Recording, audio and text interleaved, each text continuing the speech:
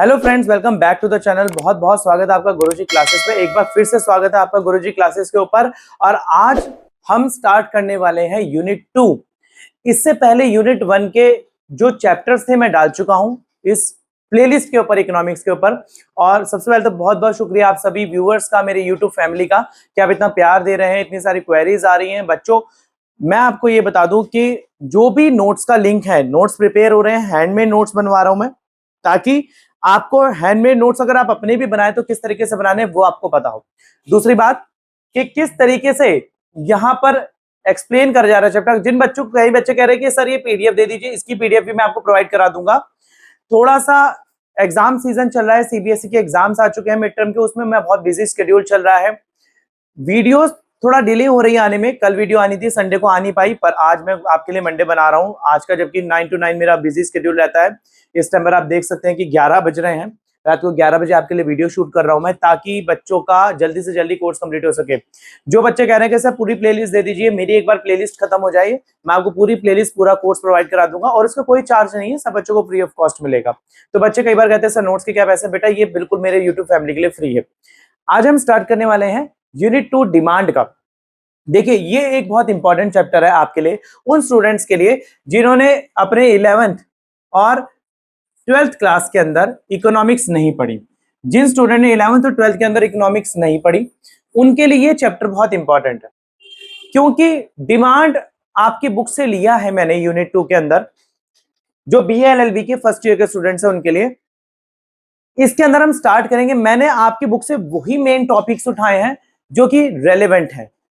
Book में क्या लिखा है, कितना लिखा है, कितना ज्यादा लिखा है, आपको सारा पढ़ने की जरूरत नहीं है। मेन डिमांड क्या होता है, डिमांड फंक्शन क्या होता है, डिमांड कर्व क्या होती है, मार्केट डिमांड क्या होती है, ये सारी चीजें मैं आपको इस वीडियो में आज बताने वाला हूं। मेरे साथ बने रहिएगा लास्ट तक। और प्लीज अगर आपने अब तक चैनल सब्सक्राइब नहीं करा है तो कर लीजिए, और अगर आपने शेयर नहीं करा है तो फ्रेंड्स में फैला दीजिए, लाइक भी जरूर कर देना। चलिए स्टार्ट करते हैं। देखिए, डिमांड चैप्टर है, थ्योरी ऑफ डिमांड, यूनिट 2 है ये। सबसे पहले हम पढ़ेंगे कि डिमांड बेटा जी होता क्या है। देखो, demand is a quality of a commodity that a consumer is willing to able and to buy each possible price during a given period of time। देखिए, एक समय के अंदर एक कंज्यूमर, किसी भी कंज्यूमर कौन होता है? उपभोक्ता, जो किसी चीज को खरीद रहा है, जो किसी चीज को खरीद रहा है वो उपभोक्ता, कंज्यूमर। अब वो किसी चीज के लिए कितना प्राइस पे करने के लिए रेडी है, उस चीज को बोला जाता है डिमांड। मतलब कि अगर मैं यहां पे बात करूं कि अगर ये कंज्यूमर है, ये अगर कोई चीज है, इसके पास मनी है 10 रुपए, और ये इस चीज का प्राइस भी 10 रुपए है। इस 10 रुपए के, इस कमोडिटी के लिए ये 10 रुपए पे करने के लिए रेडी है कि हाँ जी मैं इस कमोडिटी के लिए 10 रुपए पे कर दूंगा, तो उस चीज को बोला जाता है इस चीज की डिमांड। पहली बात कि डिमांड का मतलब होता है कि कोई व्यक्ति जब किसी चीज के लिए एक निश्चित प्राइस, यानी कि एक पर्टिकुलर प्राइस को पे करने के लिए रेडी होता है, तो उसको बोला जाता है डिमांड। मतलब demand is a quality of a commodity, किसी चीज की, कमोडिटी का मतलब होता है कोई वस्तु की quality, that a consumer is willing and able to buy. Consumer एक खरीदने में सक्षम और खरीदना चाहता है, ठीक है ना, एक निश्चित प्राइस पर एक टाइम के अंदर। मैं फिर से रिपीट कर रहा हूं एक बार और, कि डिमांड का मतलब होता है जब कोई कंज्यूमर, कोई उपभोक्ता किसी चीज को एक निश्चित प्राइस, एक पर्टिकुलर प्राइस पे खरीदने को रेडी है, उसकी डिमांड के अकॉर्डिंग। मैं चाहता हूं कि मैं एक फोन खरीद लूं, और उस फोन के लिए मैं 10,000 रुपए पे करने के लिए रेडी हूं, तो उस फोन की कीमत क्या है? 10,000 रुपए, और उस फोन की डिमांड भी कंज्यूमर के पास हाथ में है कि इस फोन की डिमांड बहुत ज्यादा, क्योंकि कंज्यूमर इसके लिए 10,000 रुपए पे करने के लिए रेडी है। पहली बात। दूसरी बात, देखो बेटा जी, डिमांड कितने तरीके की हो सकती है? डिमांड दो तरीके की होती है, इंडिविजुअल डिमांड और मार्केट डिमांड। इंडिविजुअल डिमांड क्या होती है? It is the quantity of a commodity that a consumer is willing and able to buy at each possible price during a period of time. एक चीज की बात हो रही है इंडिविजुअल, यहां पर क्या है? सिर्फ एक ही कंज्यूमर है, ये एक ही कंज्यूमर, ये एक कंज्यूमर किसी एक चीज को खरीदना चाहता है। मतलब it is the quantity of a commodity that consumer is willing and able to buy. एक कंज्यूमर किसी एक चीज को किसी भी निश्चित प्राइस पर खरीदना चाहता है उसकी इच्छा के अनुसार। तो यहां पर इंडिविजुअल का मतलब किसी एक व्यक्ति की बात। और मार्केट डिमांड क्या है? It is a quantity of a commodity which all the consumer are willing to and able to buy each possible price during a given period. ये बात चल रही है मार्केट की। मतलब यहां पर एक व्यक्ति नहीं है, यहां पर ये व्यक्ति भी है, यहां पर ये व्यक्ति भी है, यहाँ पर ये व्यक्ति भी है और यहाँ पर ये व्यक्ति भी है। तो ये सारे मिलकर जब किसी चीज को खरीदना चाहते हैं तो उसको बोला जाता है मार्केट डिमांड। कोई भी एक पर्टिकुलर चीज है, अगर मार्केट में कोई नूडल्स का पैकेट बिक रहा है, उस नूडल्स के पैकेट को, बहुत फेमस है, उस नूडल के पैकेट को सभी लोग मिलकर खरीदना चाहते हैं किसी मार्केट के अंदर, तो वो क्या मार्केट डिमांड। यानी कि अगर मार्केट के अंदर कोई एक नूडल का पैकेट बिक रहा है, एग्जांपल है नूडल्स, तो और सारे व्यक्ति उसको मिलकर खरीदना चाहते हैं तो उसे बोला जाता है मार्केट डिमांड। क्या बोला जाएगा? Market demand. और यहां बात चल रही है कि ये नूडल्स ना खरीद कर जूस खरीदना चाहता है, तो यहां पर क्या है, ये सिर्फ इसकी डिमांड है और वहां पर वो उन सबकी डिमांड है। मार्केट मतलब जब सब कंज्यूमर की डिमांड होती है किसी एक चीज के लिए तो वो मार्केट डिमांड, और सारे कंज्यूमर की एक कंज्यूमर की डिमांड होती है किसी एक चीज के लिए तो वो इंडिविजुअल डिमांड। यहां पर एक की बात चल रही है, वहां पे मार्केट की बात चल रही है। ठीक है बच्चा जी, चलो बढ़िया हो गया। आगे चलते हैं, फैक्टर्स अफेक्टिंग इंडिविजुअल डिमांड। देखो कोई एक व्यक्ति है, उसकी डिमांड को कौन से कारण है जो इफेक्ट कर रहे हैं, क्या फैक्टर्स हैं। यानी कि मेरी डिमांड अगर बढ़ती है तो किस वजह से बढ़ेगी, किसी एक व्यक्ति की, किसी एक व्यक्ति की, किसी एक व्यक्ति की डिमांड बढ़ रही है तो किस वजह से बढ़ेगी, किसी एक व्यक्ति की डिमांड घटेगी तो किस वजह से घटेगी। यहां पर इस बारे में बात करेंगे। देखो पहला क्या है, प्राइस ऑफ द कमोडिटी, यानी कि उस चीज का price. The most important factor affecting the demand is price of the commodity. Generally, there exists inverse relationship between the price and the quantity demanded. देखो बच्चा जी बहुत इंपॉर्टेंट बात बता रहा हूं, सुनना ध्यान से। प्राइस और डिमांड के अंदर एक इनवर्स रिलेशन है। कैसा रिलेशन है? इनवर्स, मतलब कि उल्टा, उल्टा रिलेशन। अगर किसी चीज का प्राइस बढ़ेगा तो डिमांड घटेगी। किसी 10 रुपए के पेन का प्राइस 15 रुपए हो गया, अब उस 15 रुपए प्राइस तो बढ़ गया ना, उस पेन का प्राइस तो बढ़ गया ना। अब प्राइस बढ़ने से क्या होगा, उसकी डिमांड घटेगी। तो किसी चीज के प्राइस बढ़ने से डिमांड घटेगी, बट अगर किसी का उस पेन की डिमांड बढ़ गई तो उसका प्राइस भी बढ़ जाएगा। यहां पर क्या रिलेशन है? डायरेक्ट। डिमांड का प्राइस के साथ डायरेक्ट रिलेशनशिप है, जबकि प्राइस का डिमांड के साथ इनवर्स रिलेशनशिप है, मतलब कि उल्टा। प्राइस बढ़ा तो डिमांड घटी, पर यहां पर डिमांड बढ़ी तो प्राइस घटा। तो सॉरी, डिमांड बढ़ी तो प्राइस भी बढ़ा। तो यहां पर आप चीज को, आपको ये समझ में आ गया होगा जो बात मैंने आपको समझाई कि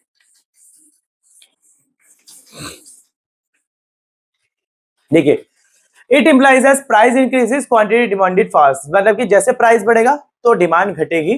for example if the price of the tea increases, यानी कि अगर चाय का डिमांड बढ़ती है, किसकी, चाय की डिमांड बढ़ती है, तो उसकी क्वांटिटी जो होगी, डिमांड होगी, वो उसकी क्वांटिटी डिमांडेड विल फॉल, मतलब अगर चाय का प्राइस बढ़ा तो डिमांड गिर जाएगी। With the tea will fall due to the rise in price, किसी चीज के प्राइस बढ़ने से उसकी डिमांड घट गई। अच्छा, price of the related goods. बेटा रिलेटेड गुड्स की बात क्या है यहाँ पर? देखो, demand of a commodity is also affected by the change in the price of the related goods. Related goods are two types. देखिए रिलेटेड, अगर कोई गुड्स किसी दूसरे गुड्स से रिलेटेड है तो उसके प्राइस में भी आने से डिमांड घटती बढ़ती है। जैसे कि एग्जांपल मैं आपको बता दूं कि चाय और कॉफी दोनों एक दूसरे से रिलेटेड गुड्स हैं, एक को दूसरे के स्थान पर यूज करा जा सकता है, वो वाली बात। यहां पर दो तरीके के रिलेटेड गुड्स होते हैं, एक होता है substitute goods. These are the goods which can be used in place of each other satisfaction particular want, and increase of the price of substitute leads to the increase of demand of the commodity, vice versa. If the price of the substitute goods को, देखो यहां पर क्या है, देखो अगर ये T है और ये कॉफी है, ठीक है बच्चा जी, अब टी का अगर प्राइस बढ़ता है और टी के जगह पर मैं क्या यूज कर सकता हूं, कॉफी को भी, ये क्या है मेरा सब्स्टिट्यूट गुड।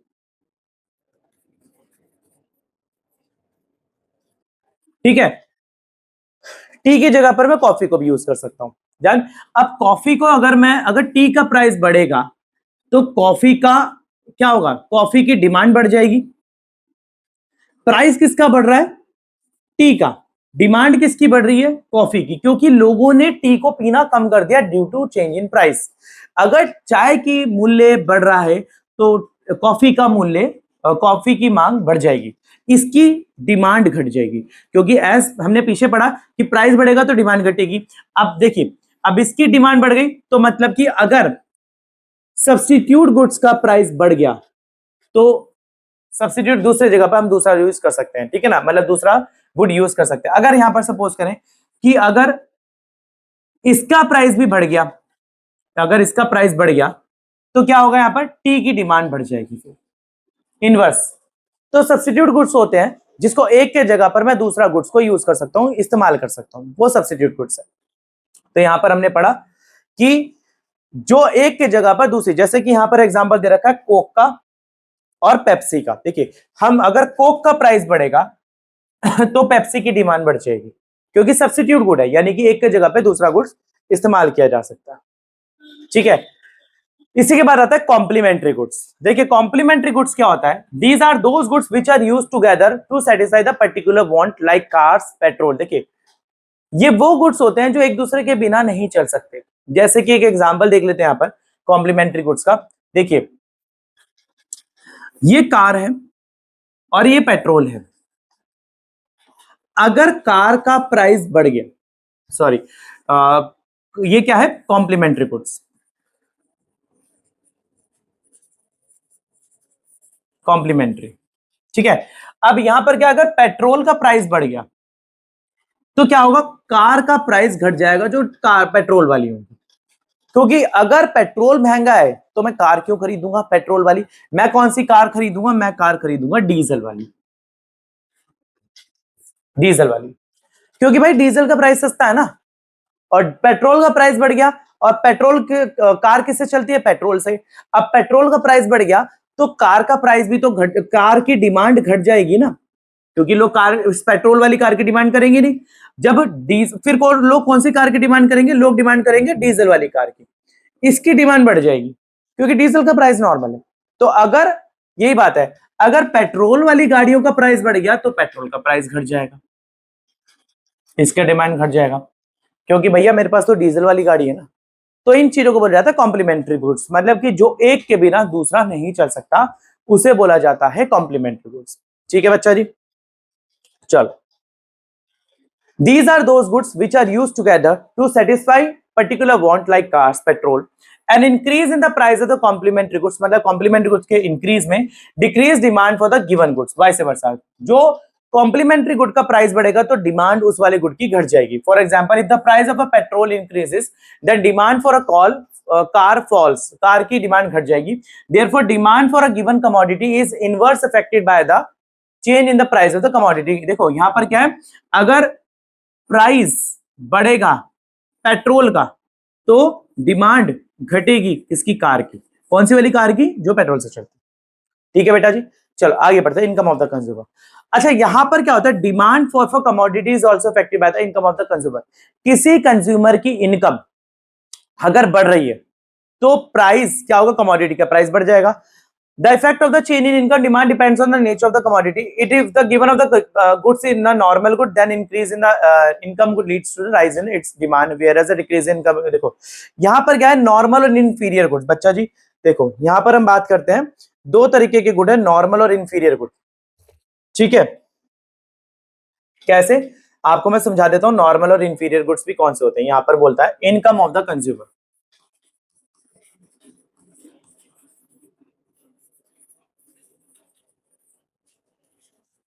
देखिए, दो तरीके की बात है, एक आ गया नॉर्मल गुड,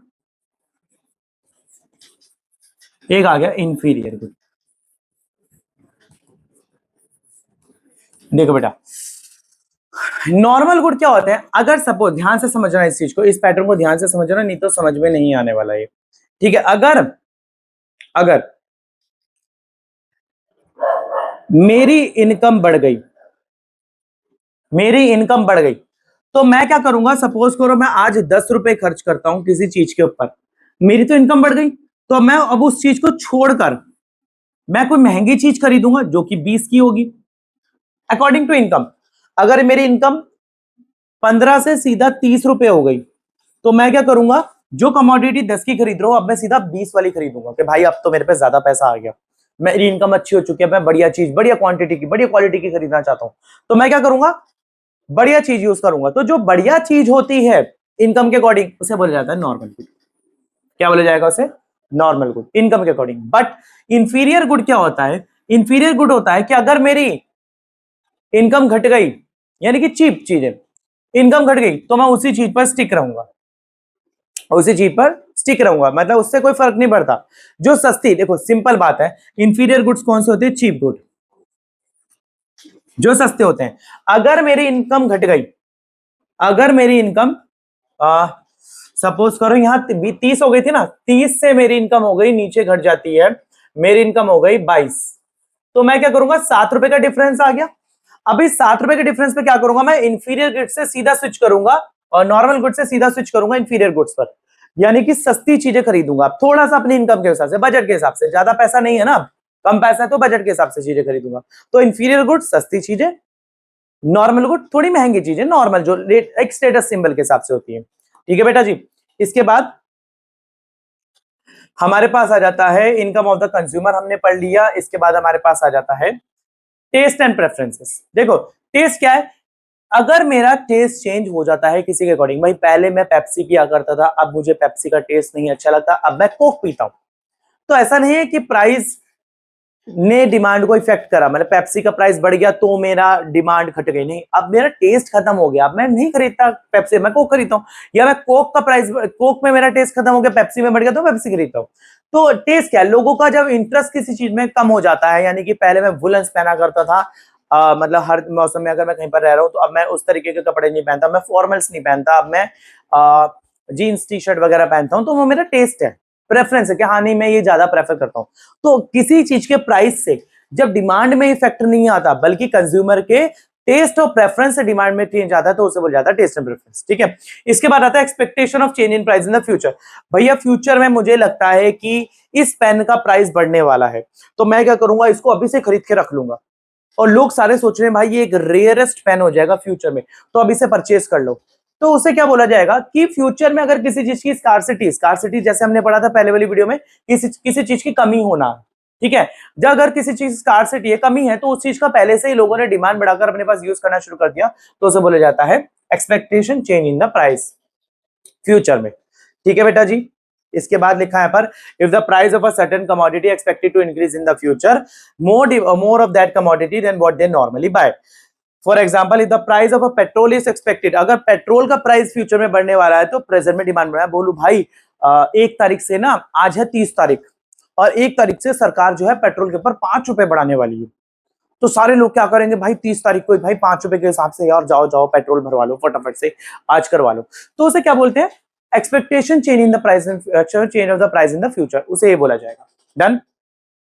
इसके बाद फैक्टर्स अफेक्टिंग मार्केट डिमांड, ये जो हमने सारे फैक्टर पढ़े थे वो पढ़ा था जो इंडिविजुअल डिमांड को, यानी किसी एक व्यक्ति की डिमांड को इफेक्ट करे। अब हम पढ़ने वाले हैं वो फैक्टर्स जो सीधा मार्केट डिमांड को इफेक्ट करेंगे, उन फैक्टर्स को पढ़ेंगे। ठीक है बेटा जी। तो size of the consumption of the composition of the population, देखो market demand for commodity affected by the size of the population of a country.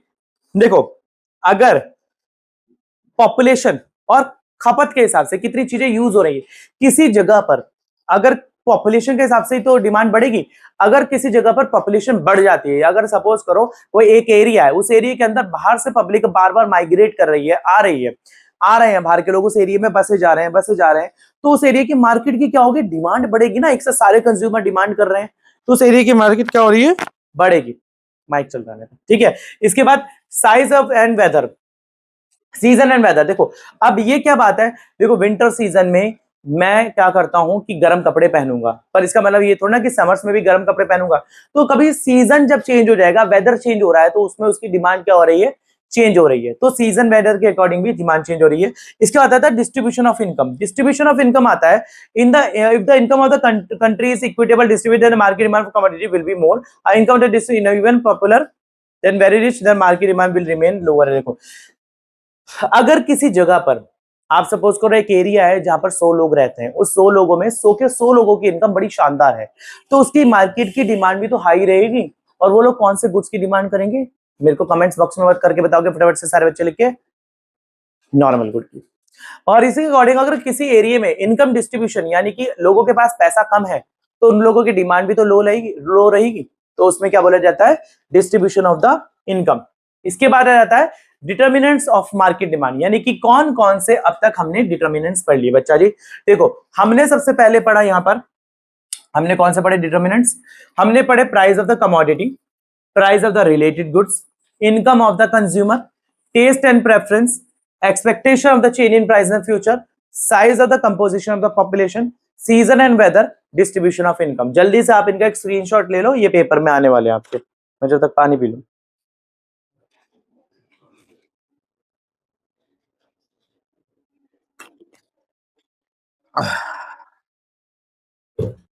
चलो देखो भाई, यहां पर डिफरेंस दिखा रखा है substitute goods and complementary goods के बीच में।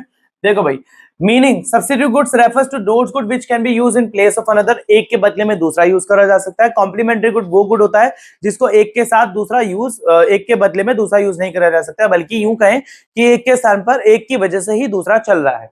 अगला, substitute goods have competitive demand, substitute goods की कॉम्पिटिटिव होती है, एक का प्राइस बढ़ा तो दूसरे की डिमांड बढ़ी। Complementary goods have joint demand, मतलब कि अगर अगर पेट्रोल का प्राइस घट रहा है तो कार का डिमांड बढ़ जाएगा, तो जॉइंट डिमांड। इसमें क्या है relation, the price of the substitute goods have positive relationship with the demand. देखो प्राइस पॉजिटिव क्या है, on demand of another substitute good.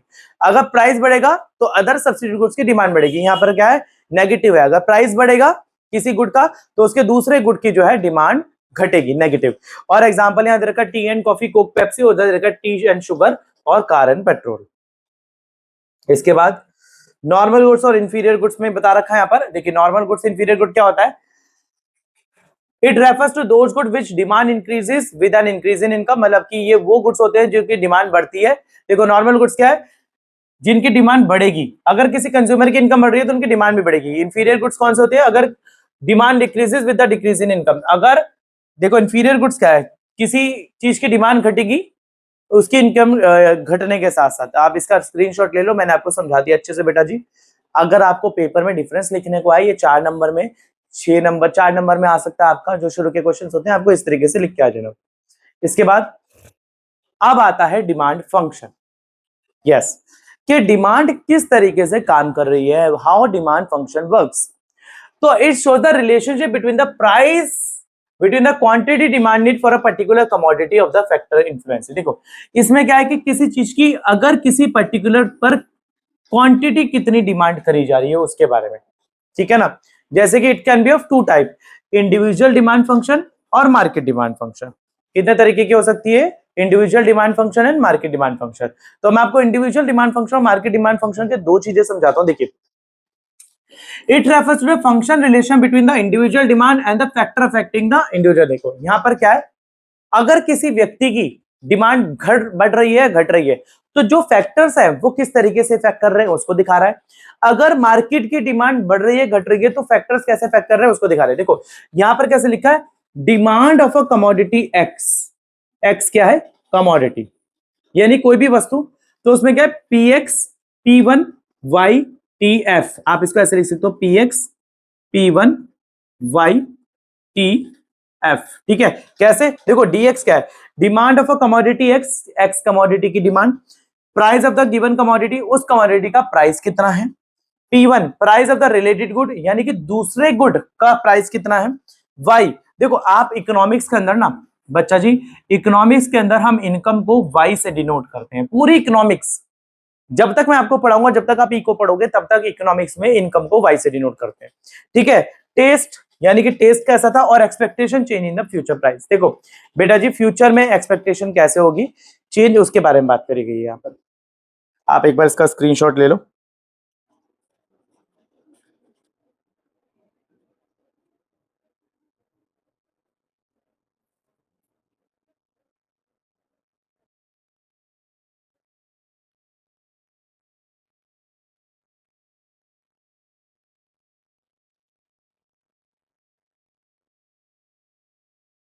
Market demand क्या है, demand of a commodity x, और ये फंक्शन किस तरीके से काम करेगा। डिमांड कह रहा है market demand of a commodity x, price of the given commodity, price of the related goods, income of the consumer. F क्या है पर, expectation of change in the price in future. F क्या है पर, कि फ्यूचर में price change हो सकता है कि नहीं हो सकता उसकी बात। Season and weather and distribution of income. आप एक बार बेटा जी इसका स्क्रीनशॉट ले लीजिए ताकि हम आगे चले। चलो अब मैं आपको यहां पर डिमांड कर्व बना के दिखाता हूं कि किस तरीके से बनती है। देखिए आपको इस तरीके से यहां पर हम बात कर लेते हैं। यहां पर डिमांड शेड्यूल था यहां पर, हाँ देखिए, it is a tabular statement. देखिए सबसे बड़ी बात, डिमांड शेड्यूल क्या होता है, ध्यान से समझना बेटा जी, बहुत वेरी इंपॉर्टेंट है, ये पेपर में 10 मार्क्स में आएगा। 10 मार्क्स का क्वेश्चन है, ये पेपर में आता ही आता है। देखिए, it is a tabular statement, tabular का मतलब टेबल बनाकर, अभी मैं दिखाऊंगा आपको। Tabular statement showing various group, चलिए मैं आपको दिखाई देता हूं, यहां पर, यहां से बनाते हैं, ठीक है ना। अब यहां पर अगर हम बनाएं कि किसी चीज का प्राइस, ये हो गया प्राइस, ये हो गई डिमांड, ठीक है बेटा जी। अगर किसी का प्राइस 10 रुपए है तो उसकी डिमांड कितनी है, 100। कितना, ये है गुड एक्स। अगर उसका प्राइस घट जाता है और प्राइस घट के हो जाता है 5, और उसकी डिमांड कितनी हो जाएगी, 200। तो ये प्राइस और डिमांड का रिलेशन जो है, अब हमने जो ये बनाया, ये एक टेबल बनाया। क्या चीज है ये, टेबुलर। ये एक टेबुलर मतलब टेबल बनाकर हमने इसको शो करा। अब हम इसका डिमांड कर्व कैसे बनाएंगे बेटा जी, ध्यान से देखना।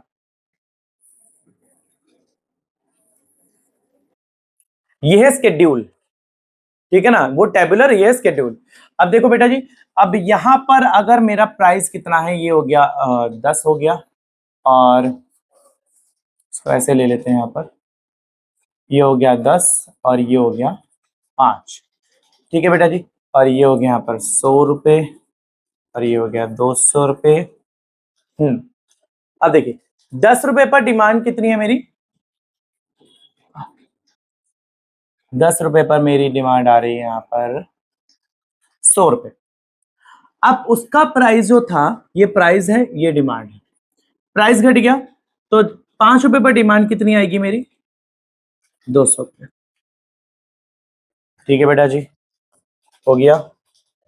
अब हम यहां पर बनाएंगे इसकी कर्व, परफेक्ट, ठीक है। तो ये हो गया हमारा इंडिविजुअल डिमांड, ये आगे डिमांड कर्व, और ये कौन सा है, ये मेरा इंडिविजुअल,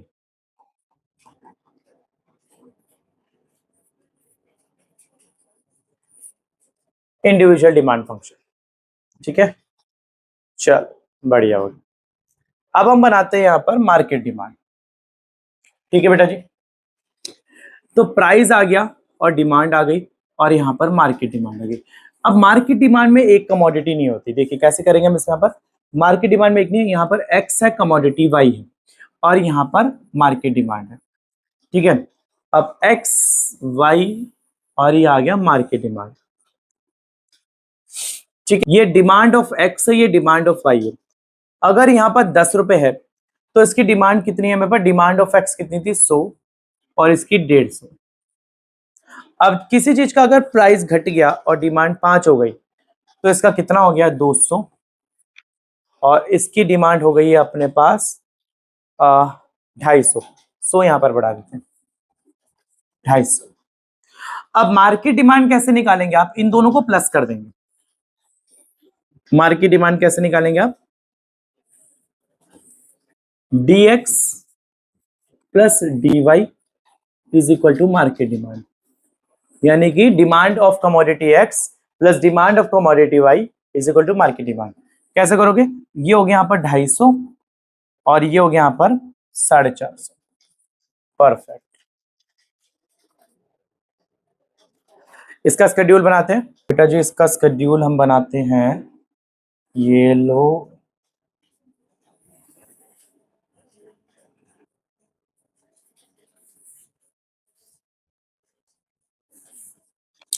ठीक है जी। ये आ गया प्राइस 10 पर, और ये आ गया प्राइस 5 पर, ये प्राइस है, ये डिमांड है, और कितना दे रखा हमें यहाँ पर, हमें दे रखा है यहाँ पर 100, ये आ गया 100, मैक्सिमम 450 तक जा रहा है ना, तो आप ले लेते हैं यहाँ पर 100, 150, 200, 250, और फिर ले लेते हैं 300, 350, 400, और 450, ठीक है बेटा जी। अब पहले dx बनाएंगे, यानी कि डिमांड हो इसकी। इसका क्या है, 10 रुपए पर कितना है मेरा, 100 रुपए। और मार्केट डिमांड 10 पे 100 है, और 5 पर कितना हो गया यहाँ पर, 200। 5 पर हो गया अपना 200। तो ये आ गई अपनी जो डिमांड कर्व है यहाँ पर, ये आ गई यहाँ पर dx। ठीक है, ये आ गई अपनी dx। ठीक है जी। इसके बाद आ गया यहाँ पर dy। 10 रुपए पर कितना है, 150। 10 रुपए पर आ गया यहाँ पर 150। इसको हम अलग अलग पेन से बना लेते हैं।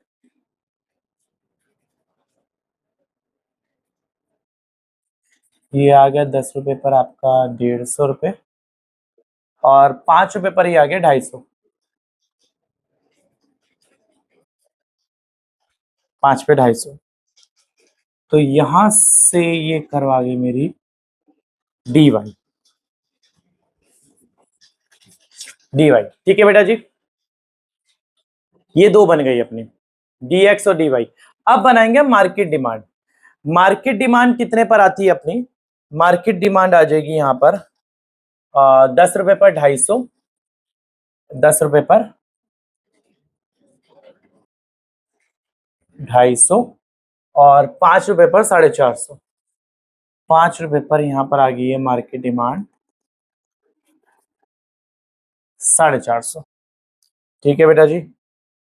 अब आपने एक चीज का ध्यान रखना है कि जो मार्केट डिमांड होती है ना, ये आ गई मार्केट डिमांड एमडी। देखिए, जो मार्केट डिमांड होती है स्टीप होती है। कैसी होती है, स्टीप। मार्केट डिमांड होती है स्टीप, यानी कि ये जो dx है ये ऐसे जा रही है, dy ऐसे जा रही है, और मार्केट डिमांड ऐसे जाएगी, यानी कि स्टीप। आप देख सकते हैं यहां पर। तो स्टीप का मतलब थोड़ी सी ये फ्लैट होती है, वो थोड़ी सी ऐसी खड़ी भी होती है, स्टीप। तो ये हमारी कौन सी होती है, मार्केट डिमांड। ठीक है बेटा जी, आप इसका जल्दी से एक स्क्रीनशॉट ले लो ताकि हम आगे चले। ये आपका इंडिविजुअल डिमांड, और यहां पर ये आ गया आपका मार्केट डिमांड। डन। चल, यहां पर हो चुका है। अब हम देखते हैं इसके शेड्यूल कैसे है। देखो भाई, टाइप ऑफ डिमांड शेड्यूल हमने पढ़ लिया कि प्राइस 5-4 जब बढ़ता है तो किस तरीके से 5-4-3-2-1 प्राइस घट रहा है और डिमांड बढ़ जा रही है 1-2-3-4-5। ऐसी मार्केट डिमांड में क्या हो रहा है, यहाँ पर 5-4-3-2-1 बढ़ घट रहा है। यहाँ पर हाउस होल्ड एक का डिमांड कितना हो रही है, 1-2-3-4-5, और इसकी 2-3-4-5-6, और इन दोनों को प्लस करके 2+3, 2+1 3, 3+2 5, 4+3 7, 5+4 9, एंड 6+4 11। ये आपकी बन गई डिमांड। इसके बाद यहां पर आ जाते हैं हम अपना इंडिविजुअल डिमांड फंक्शन। ये रहे हमारे इसके कर्व, आप देख सकते हैं बेटा जी। आई डोंट नो कि आपको विजिबल है कितना, ये अभी हमने बनाया है। ये मार्केट डिमांड है, इंडिविजुअल डिमांड जो सिंपल इस तरीके से जा रही है। अपना प्राइस 5-4-3-2-1 अगर घट रहा है तो डिमांड बढ़े जा रही है इस तरीके से। ठीक है बेटा जी। और इधर पर हमारा क्या है, यहाँ पर इधर हमारा है मार्केट डिमांड शेड्यूल, जो अभी मैंने आपको बता के दिखाया। आई होप ये आपको क्लियर होगा। एक मिनट में देख लेता हूँ ये क्लियर है कि नहीं आपको। यस, क्लियर है बिल्कुल। ओके, तो ये आपका मार्केट डिमांड शेड्यूल है। जिन स्टूडेंट्स ने नहीं बनाया वो यहाँ से स्क्रीनशॉट ले लो। ये देखो बेटा जी, ये आपका डिमांड एक्स आ गया, ये डिमांड वाई आ गया, और ये आपका डिमांड फ्लैट चला गया, स्टीप। क्या बोलते हैं इसको, स्टीप कर। डन। चलो, बढ़िया हो गया। थोड़ा सा पढ़ लेते हैं क्या होता है। देखो, market demand curve is always flatter than the individual demand curve. जो मार्केट डिमांड कर्व होगी हमेशा फ्लैटर देन होगी, और इसे क्या बोला जाता है, because a proportionate change in the demand it's more than the proportionate change in income demand. ये हमेशा फ्लैट होगी, flat. I am so sorry, I forget, मैंने आपको गलत बताया यहाँ पर कि यहाँ पर ये फ्लैट होगी और ये स्टीप होंगी। ये स्टीप होगी और ये फ्लैट होगी। इसको भी यहाँ पर ठीक कर लेते हैं। यहाँ पर ठीक कर लेते हैं इसको। ये कौन सी कर्व है मेरी, ये मेरी आ गई फ्लैट और ये कर्व आ गई मेरी स्टीप। स्टीप का मतलब होता है जो थोड़ी सी इस तरीके से होती है, उठी हुई सी स्टीप, और ये होगी फ्लैट। ठीक है बेटा जी, ये फ्लैट हो गई। यस, तो इसमें यहां पर लिखा आ गया कि ये देखो, इसमें क्या है, यहां पर slope of demand curve, demand curve का slope of demand curve equals to the change in the divided chain. देखो स्लोप ऑफ डिमांड कर्व कैसे होता है कि जितना चेंज हो रहा है यहां पर, देखो किस तरीके से, थोड़ा ध्यान से देखते हैं यहां पर। देखिए प्राइस 4 से प्राइस हमारा घट गया तो हमारी क्वांटिटी डिमांड बढ़ गई। कैसे, देखो चेंज इन प्राइस अपॉन में चेंज इन क्वांटिटी। कैसे, तो यहां पर आपको बताना है अगर चेंज इन प्राइस, अगर आपको बताना है कि कितना फ्लैट होगा, तो अगर आपको बताना हो कि मार्केट डिमांड कर्व या कितना डिमांड का कितना फ्लैट जा रहा है, तो आप इसका फॉर्मूला क्या है मेरे पास, चेंज इन प्राइस अपॉन में चेंज इन क्वांटिटी। ये रहा यहाँ पर चेंज इन प्राइस अपॉन में चेंज इन क्वांटिटी। इसका साइन क्या होता है बेटा जी, ये मतलब होता है चेंज। ये आपसे 1 नंबर के क्वेश्चन में पूछो, वैसे 1 नंबर का क्वेश्चन आपके में आने नहीं वाला, ये आपके बड़े क्वेश्चन के अंदर ही पूछा जाएगा। ठीक है बेटा जी, तो यहां पर आपका आ गया लॉ ऑफ डिमांड, ये हम पढ़ेंगे नेक्स्ट क्लास में। यस, तो यहां पर आपका जो आज मैंने आपको करा दिया, कंप्लीट करा दिया। एक बात आप यहां लिख लेना इस डिमांड के अंदर, क्या, market demand is always flatter than the individual demand।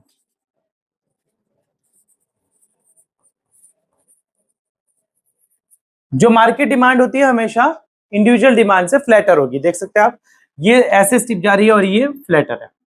ठीक है बेटा जी, तो यहां पर आपका मैंने करा दिया है डिमांड का part number 1 complete. I hope आपको ये पार्ट अच्छे से समझ में आया होगा। किसी भी बच्चे की इस चैप्टर से रिलेटेड कोई क्वेरी है, क्योंकि यूनिट 2 में हम स्टार्ट कर दिए हैं, यूनिट 2 आज से स्टार्ट हो गई है। इसके बाद डिमांड कंप्लीट कराऊंगा, नेक्स्ट पार्ट में आपका कंप्लीट हो जाएगा। फिर इसका इलास्टिसिटी ऑफ डिमांड कराऊंगा, वो आपका कंप्लीट हो जाएगा। देन हमारा सप्लाई शुरू हो जाएगा, फिर इलास्टिसिटी ऑफ सप्लाई यूनिट 2 के अंदर। मेरे को ये 4 ये बुक आपकी मेरे पास है, सीसीएस यूनिवर्सिटी और अदर यूनिवर्सिटी से हैं। बच्चे मेरे से पूछते हैं कि सर क्या ये कोर्स हमारी अदर यूनिवर्सिटी, तो बेटा ये आप एक बात बताओ, आप इकोनॉमिक्स पढ़ रहे हो, आप लॉ पढ़ रहे हो, बीएलएलबी, तो लॉ तो ऑल ओवर इंडिया एक ही होता है ना, इससे अलग सब्जेक्ट कहां से लाएंगे हम।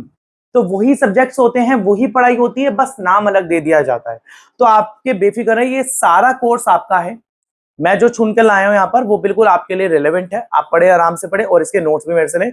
इसके नोट्स आज लिंक पर आ जाएंगे, कल आ जाएंगे लिंक पर, जैसे वीडियो पोस्ट होगी वैसे इसके नोट्स लिंक पर आ जाएंगे। तो प्लीज अगर आपने अब तक चैनल मिला सब्सक्राइब नहीं करा तो प्लीज कर लीजिए, लाइक नहीं करा तो इस वीडियो को कर दीजिए, और मिलते हैं अगली वीडियो में। पार्ट नंबर 2 में डिमांड को कंप्लीट करेंगे, इलास्टिसिटी ऑफ डिमांड, अगला पार्ट नंबर 3 स्टार्ट हो जाएगा। अगर आपने अब भी नहीं शेयर करी वीडियो अपने फ्रेंड्स में, तो बेटा जी उनका क्यों नुकसान कराते हो, फायदा कराओ ना। मिलते हैं अगली वीडियो में, तब तक के धन्यवाद।